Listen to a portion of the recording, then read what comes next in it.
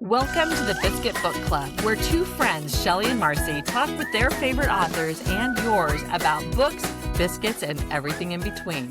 Thank you so much for joining us. Welcome to the Biscuit Book Club, y'all. We're serving up stories with Southern charm. I'm Shelly. And I'm Marcy, and we are so excited about today's show because Shelly and I are lining up our guests. But today we are doing something, I don't think we've ever done this, Shelly. We've talked about it, but you're the one who actually thought about it before I did. So I'll let you introduce it. Yes, we are talking about books that make a good book club pick. I love book club. When I moved to this small town in Alaska, I started a book club because I wanted to get to know other ladies and in the area. And it was just such a good decision because I've made lifelong friends. My writing group formed out of that book club, and I just can't imagine where I would be without Sarah and Jody, my writing sisters. And also, but we started realizing pretty soon that it was more about the fellowship than the book. Mm-hmm. So book clubs can serve many purposes, I think, but we did always take time for the discussion, and it's just really neat to know you're reading the same book as other people in your circle. And you look so forward to getting together. The first book club I was ever in was at my sending church in Tennessee. And they now have a nonfiction book club and a fiction book club. But I was in the fiction book club, and then the one I started here was fiction. But I think it'd be fun to be in a nonfiction book club too at some point, and because the discussion would be a little different. But today we're going to talk about books that make a good book club. Okay. A good book club pick. Well, you go with one, and then I'll go with one, and then you go with one, and I'll go with one. Okay. We'll take turns there. I have to say, I was in a book club for just a very short amount of time when we lived in Gallatin, but it was just reading books was not something I grew up with. And so then because I was a newspaper girl, I was more reading articles all the time. So people don't really have a magazine club. They just don't. So reading books was that was kind of a big deal. And so, but I have enjoyed that. And I love it that my daughter-in-laws are in book clubs. And now I think these younger moms, it's called the Well-Read Mom, and they are doing book club stuff. And when my daughter-in-laws have well-read mom, my sons are hosting a barbecue for well-fed dads. How fun. Did they do it on different nights? Because somebody has to keep the kids. The well-fed dads feed the kids as well. So, yeah. So I have no idea what kind of rambunctious shenanigans go on. And you know what? Sometimes what happens in the woods stays in the woods. Wow. But amazing dads. They have the kids while mom's at book club. That's good. Yeah. So I just think that book clubs there's a resurgence of that maybe because of the sense of community and, people. I was talking with a friend and how much people gathered like at quilt stores. And, if I was working on a story and I needed some good information on the small town, I would always go during the quilting hour at the fabric store because I knew I could get whatever info I was looking for from the group of old gals. So, but we've kind of lost that a little bit. And so I think book clubs is a way where we can read on our own, but then come together. And I love that idea. And especially if you have a book club with writers in it, maybe you could do some of both. You could read a book, learn from, and then one that inspires you. Yes. And my daughter, her and a friend also started a book club. So I was so happy when I heard they were starting a book club. And every month I'm like, what are you reading? And it's been fun for us to talk about too. So yes, I agree. So my first book is The Bitter End Birding Society by Amanda Cox. And I love that title, first of all. But this book was just so good. It would be a lot of discussion material in this book. A hometown hero, Anna Lee Watkins, goes to Bitter End, Tennessee, and to help her great aunt prepare for retirement, and she's running from something in her life, but she runs straight into her family's past. So this is a dual timeline, which is what Mm. I write. And I know how hard writing these kind of books are. So it has let's see, a pastor's son marries a bootlegger's daughter. Mm. So that you can imagine forbidden love, and just it's really neat to see how she weaves the two stories together. She does Mm. really good with that. And I love how she did a good job with the bootlegger's family, and I always love a good redemption story. Mm. But it was really neat to see how the pastor and the bootlegger and families interacted. Mm. And of course, it's messy, which to me, messy relationships make for a great book club Mhm. discussion. But it was really neat to see how she painted even with the bootlegger family and the community. It was a whole community. But the research she done, and we're going to be interviewing her, so I don't want to give too Mhm. much away. But the research she done for this book, this she went to Bitter End community, and she found out it was a bootlegger community.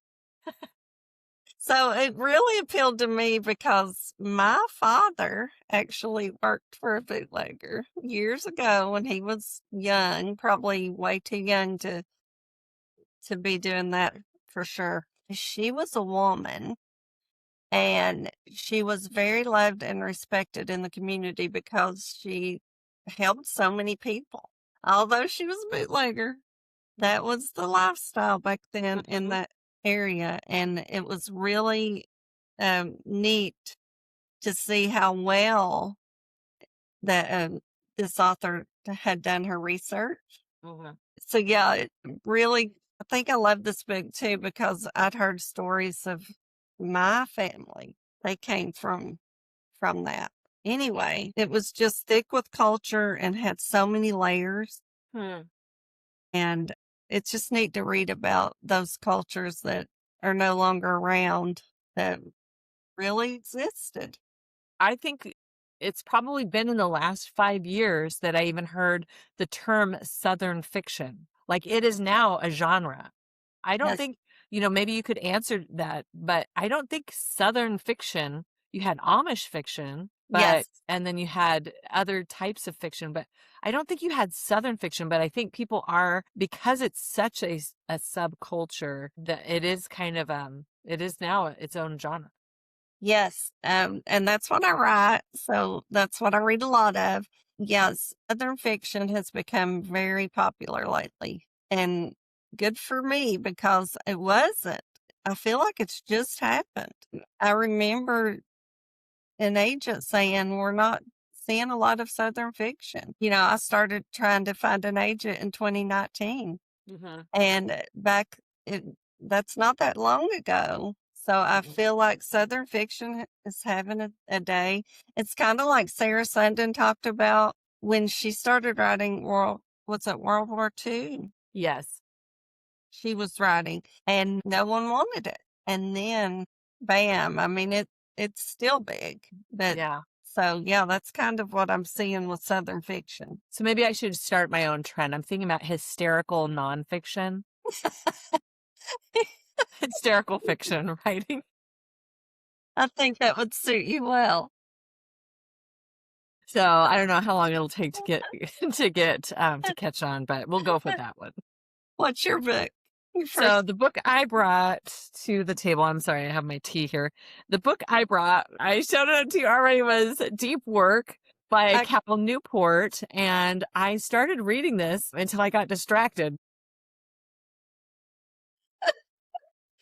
and that's what it's about. I just finished that book, and when you showed it to me before the show started, I couldn't believe it. No, I Just am picking it back up. I do you remember Mary Perrow? She was at Vision Writers Conference last year, and I met with her, and I it was after the conference. I had a conference call with her, And she goes, okay, so what can I help you with? I'm like, I have so much like stuff. And so I started listing all the stuff I had going and everything. And she's like, okay, I think you need to just slow the roll. And I think you need to consider doing this. And she talked to me about, that's why I love that calendar that I showed you, because Mm-hmm. there is room on the weeks to do your deep work. Like I have so many projects and I tend to be a little bit of a bouncer, kind of like a pinball machine. Ping, bing, bing, bing. And I have so much stuff in my head. And what she said was, if you could just concentrate and do the deep work and just focus on one thing at a time, and then and I set my timer for 45 minutes. I take a stretch and I set it for another 45. So I think about my days like, okay, I could do 2 deep works today. I could do 1. I could do 3. Yes. I can do 0 because I've got so much family stuff going on. And I don't feel guilty because I've already planned to not do a deep work. But it's Yeah. where you write down what you're going to do. Because I do write articles, plus a chicken soup that I'm writing, plus a Mm-hmm. guidepost hook and a book project. And it's so hard to be like, okay, I should set up the interview and I'll edit that and I'll do this. But when you can just say, I am just going to do one thing and Mm-hmm. only one thing, and just focus on transcribing that interview, breaking it down into sections, and tomorrow I will work on it again. Even if I have multiple things going, just Yeah. say one deep work at a time, because we can do multitasking. We can't multi-focus. Yes. So you can, and even then, if you've heard of the Canbo, it's something that starts with the word can. And I was with Mary DeMuth, and she was saying this really helps you to focus, and it's what you need to do, doing, and done. And you just put those on sticky notes and you move them over. And I mean, I was at a small intensive, and she was talking about this method and that they use in businesses and stuff. And I'm like, what if you could do 2 things at one time? She's like, no, Marcy, you can't. I'm like, what if I need to exercise? And I was reading while I was listening to a podcast while I was walking. So that would be 2 things. She's like, Marcy, you can only really do one thing at a time. Like you might be able to do other things, but as far as focus, you can only focus on one thing. And it was like, I bet I could do 2. Like, I mean, I seriously, and it took me that trip for the Lord to say, how about nothing? How about if you just sit here? So, I mean, I just feel like sometimes the pressure, and then if we've got other things going, it's so hard to not feel imbalanced. So I don't know, Mm-hmm. how did you feel about this work? Did that help you to feel centered? Yes, it helped me so much. I've just been so aware of how much time I was just spending like doing things that wasn't profiting anybody or especially me. And just trying I am ADD. I don't know about you, but when you were describing different how your mind was, I can't remember the term you used, but I thought I'm so ADD at times. I mean, I have a one track mind. I can only focus. And I've tried to describe it to my husband because he always had like, he can multitask well, or he somehow kept all his balls in the air. And, I cannot. I've got to focus on one thing. And so when I try to, I've realized it doesn't work for me. Mhm. So yes, this book really helped me to understand myself more. I've been doing is I've been putting my phone in another room, Mhm. and that has really helped me. Even at night, I don't even take my phone into the bedroom with me. I put it in another room on charge. And then I've been reading more. It's just helped me in so many ways. I love Yeah. that book. I actually noticed that when we were gone and we had no phone service, I was hardly ever on my phone. And then when we came back, now I've got enough recipes probably for the next 5 years that I've saved on my phone, because I'm like, oh my gosh, that looks really good. I should save that to Yeah. myself. So, I mean, if you need anything that's high protein made with cottage cheese, an egg, a banana, and some soy sauce, I've got you covered. Like, serious. But the other thing I loved about this is that my brain has such a hard time turning off. So Mm-hmm. when I have so many things on my head, it's like, "Oh my gosh, okay, I've gotta do this and this, this and this." So, Deep Work Yes. by Cal Newport. This is would you say I think this is a 2 thumbs up in my Yes. over here, so So good. yeah, I highly rules recommend it. And yeah, and it's it's especially it's January. I think it's a good time to read it. well, and I think with the subtitle too, it's more timely than ever with all of the news bombardment. It is Rules for Focused Success in a Distracted World. Mm, Deep yes. work.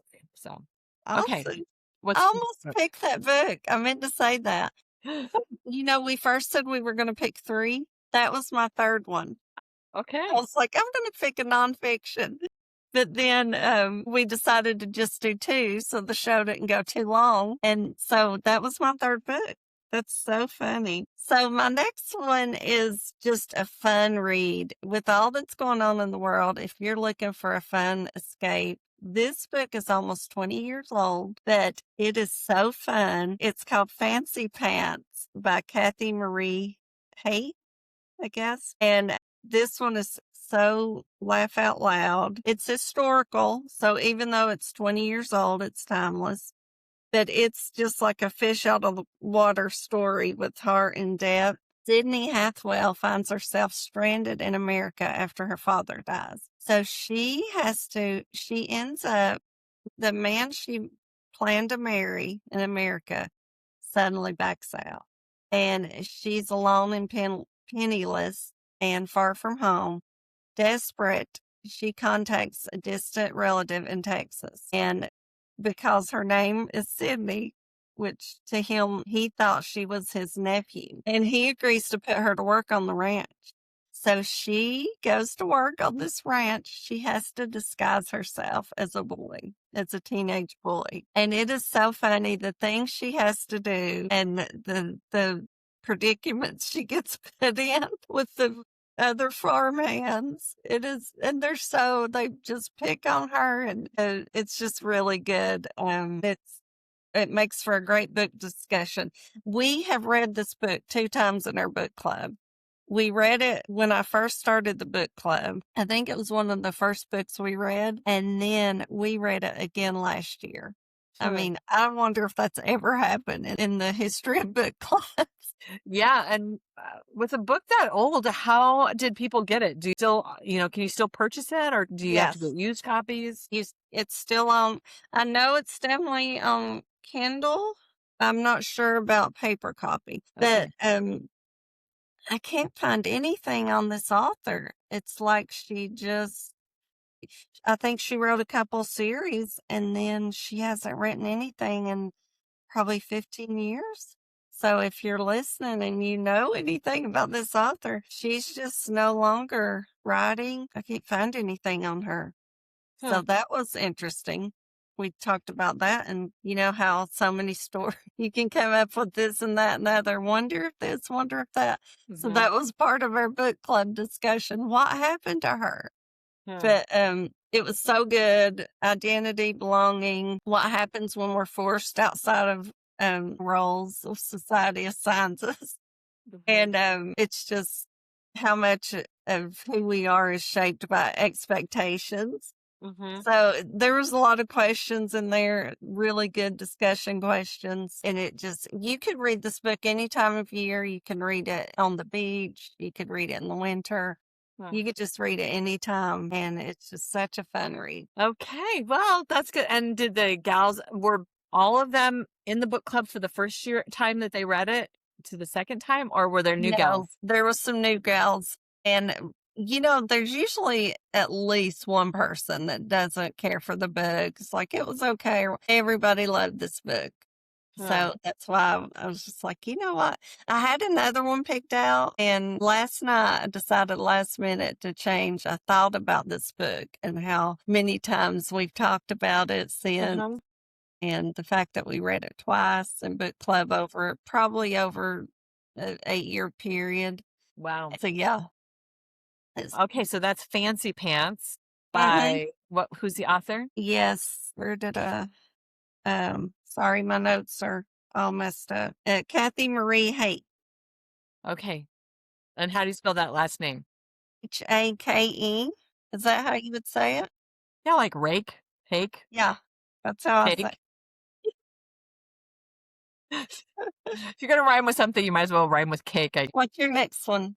So so I have the same problem is that I have a book that I'm planning to reread, which we've had her on the show. My Yes is on the Table by Jen Hand, and having to be brave in those steps that we make in saying yes. So I do want to talk about this maybe next book club time, but the one I showed you that I kind of wanted to talk about was Road to Belonging, and this is by Lynn Leopard. She is a writer in New Zealand, and I loved this story. It's establishing a legacy of love after closed adoption. And she did such a beautiful way and weaving faith and family and just the journey that she went through. And it helped me to be a better friend to people who might be going through that because Yeah. it's not a story I could say, oh, yeah, sister, me too. I wasn't adopted, and that's not part of our immediate family's Yeah. story, but it is part of people's stories. And we do want to understand our sisters and brothers a little bit better. And I felt like this was a perfect memoir, so well written. She's from New Zealand, and she talked about the adoption journey and how she's navigated that as an adult Mm. who had a closed adoption all the time she was growing up, and how she felt. It was a beautiful story. And when I talked to you about it, I think this is why reading is so important of different genres, because Yeah. you mentioned something about it. Yes. My protagonist in my book is adopted, and I'm like, I have to read that book. I'm about start I'm about to start editing my book. I finished the first draft, and I'm going to get that book to read because I need to know more about what she was feeling. Yeah, she did a great job. And I think that's the joy too about sharing books. So do you have another, we've got a couple more minutes. Do you have another one? Because I do have a bonus round. You go ahead, because my other one was deep work. Okay, so You here's the go with last it. one that we can talk about. And like I said, my Yes is on the Table is one I'm reading again because Jen Hand did you read this, her book, My Yes is on the No, I Table? haven't yet, but it's on my list. It's, And we had, it's, do you know what episode she was on? ooh, I don't, but you should listen to it. Yes. So, and she is, it is the moving from fear to faith. And so I guess we will go ahead and talk about this since I took your other book, bonus round. But the thing was that I loved about it is I think that actually keeps us from moving forward. Like it Mm-hmm. keeps us from being brave and doing the hard work because we're almost like it feels so overwhelming, and it's because we're carrying it on our own. We haven't given it to the Lord and said, okay, what do you have? And Mm-hmm. sometimes it feels too much to take a bunch of steps, but we can put our yes on the table with just the next thing, just our next section of hard work, and Mm-hmm. see what the Lord has us do with that. And I feel like for me, I need that affirmation. I don't know about you, but Yeah. I do feel like I need to just remember that, okay, I put my yes on the table and I left it there. I didn't put a Yes. maybe on the table. If the Yes. Lord has asked you to do something, putting your yes on the table is really the best thing you could do. So Yes. anyway, I I wanted love to talk that. about that one. Yes. And the very Or last, maybe it's a podcast. yeah, maybe it's just a podcast. Okay, so my last bonus round book for you and I to talk about is a book that I bought for my kids, my grandkids, and I think that this is something that is a huge educational boost to any library, and that is Who Pooped in the Park. Okay. And I pulled this out of my bookshelf because I just think it's important not to know who pooped in the park, but I think it's important to think about how you're writing. You could be writing for different genres. You could be doing some research about animals and stuff, but then how would kids relate to this? How would different genres relate to this? So actually, I just wanted to see your reaction when I pulled this out. I actually paid money for this, but it actually is really interesting because it's through Yellowstone National Park, and it talked about all the different animals that are in Yellowstone Park. Yes. And Oh, so when it I talked like to. about how to find their hoof prints and, and how to find like what they've been eating. Oh, yeah. But for kids, that's kind of a big deal. For my grandsons, they're all about that. And they loved it because it was like, oh yeah, that's how they identify animals. So Yeah. it just was a fun way to make education fun for kids. Yes. So All anyway, I could all I could think of is when you and your grandchildren dissected owl pellets. owl pelt. For some reason, that's what came to my mind when you held that book up. Yeah, yeah, owl pellets. Well, my daughter-in-law's had me do that with the kids. They're like, yeah, Yeah. you can do that. You can do It's that with all on grandma. you. So she's the dissector. I could just see my daughter's face when I pulled that book out to read to my grandbaby. Okay, kids, we're gonna read Who Pooped in the Park. Mhm. And so anyway, yeah, talking about, just how the moose, they rub their antlers here. They do all these things Yes. and the things that we need to be observant about. And I think that's the thing about us, you and I, we've talked about that, is that sometimes stories come from bootlegger families. Like Yeah. you never know where stories are. And I feel like that's what happened on our trip. Like we just get so busy. And you and I were Yeah. just talking about that too. Like so distracted, so busy. And you're just like going a bazillion miles an hour. And I remember one time it was when we lived in Minnesota and there was all these, they were called sloughs, all this wildlife, all this water, and there were all these birds. I'm from California. I had never seen so many different kinds of birds. And I knew that I could see them as I passed, and I knew that they were singing. I had heard them before when at our house. And I just remember seeing all these birds on right next to the road as we're driving through this and thinking, I know they're there and I know that they are making beautiful music, but I'm going too fast to hear it. And I just thought, that's the joy of slowing down. The birds are singing whether we're going fast or not. Life is happening whether we're going fast or not. If we don't do the deep work, if we don't put our yes on the table, if we don't observe the stories and the relations around us, like in Road to Belong, the belonging book, if we don't even notice who pooped in the park, like we are missing some opportunities, not just for good stories, but just to be in awe of a mighty God. So anyway, that's my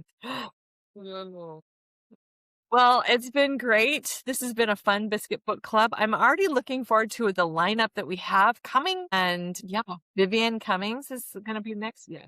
So anyway, until next time, keep reading. Bye.